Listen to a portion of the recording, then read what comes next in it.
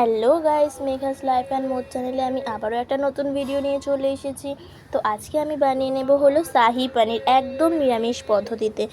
শাহি পনির বানানোর জন্য আমি কড়াতে সাদা তেল দিয়েছি।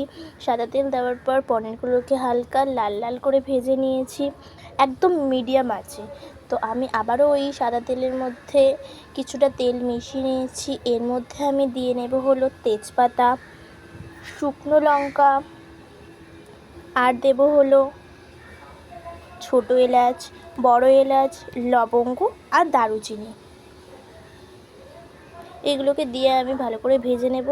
ভাজার পর আমি আরেকটা জিনিস পেস্ট করে রেখেছিলাম, সেটা হলো কাজু 15টা মতন, পোস্ত, টমেটো, লঙ্কা, আদা আর কাঁচা লঙ্কা। আপনারা চাইলে পোস্তর বদলে চালমগজও আপনারা ব্যবহার করতে পারেন। এই পেস্টটা আমি ওই কড়ার মধ্যে ঢেলে নেব। দেখতে পাচ্ছেন ঢেলে নিয়েছি কড়ার মধ্যে। ভালো করে মিডিয়াম আঁচে দিয়ে ড্রাই করে একদম নেড়ে নেব। যতক্ষণ না ড্রাই হচ্ছে ততক্ষণ আমরা দেখতে পাচ্ছেন নেড়ে যাব।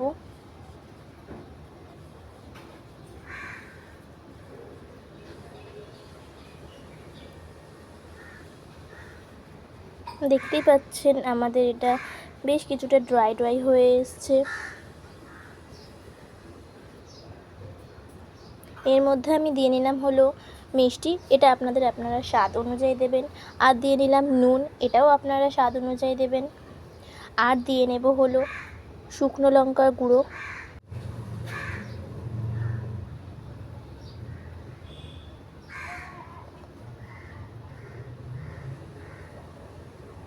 এগুলোকে দিয়ে আমি ভালোভাবে নেড়ে নিচ্ছি। দেখতে পাচ্ছেন আমি যেই মিক্সি বাটিতে পেস্ট করেছিলাম এটার মধ্যে আবারও কিছুটা জল মিশিয়ে আমি কড়ার মধ্যে ঢেলে নিয়ে ভালো করে নেড়ে নেব।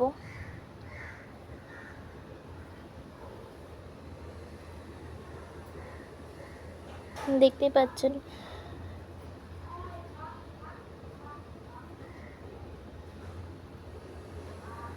মশলাটা ফুটে ফুটে এসছে, বেশ খানিকটা ড্রাই হয়ে গেছে মশলাটা। এর মধ্যে আমি ভাজা পনিরগুলো অ্যাড করে নিলাম। এর মধ্যে আবারও আমি কিছুটা জল মিশিয়ে ভালো করে নেড়ে নেব যতক্ষণ না ফুটছে।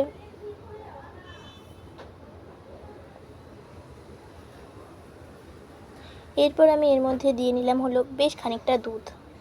দুধটা দেওয়ার পর ভালো করে ফুটিয়ে নিতে হবে।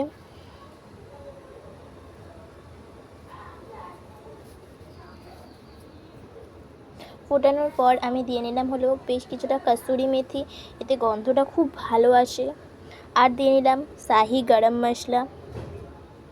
আর দিয়ে নেব হলো সবশেষে কিছুটা পরিমাণে ঘি, এটা চাইলে আপনারা নাও দিতে পারেন, কিন্তু দিলে স্বাদটা খুব ভালো হয়। দেখতেই পাচ্ছেন আমাদের পনির একদম রেডি হয়ে গেছে, শাহি পনির। এটা আপনারা চাইলে রুটি, পরোটা সাথেও খেতে পারেন। ভালো লাগলে লাইক, কমেন্ট, শেয়ার করবেন। থ্যাঙ্কস।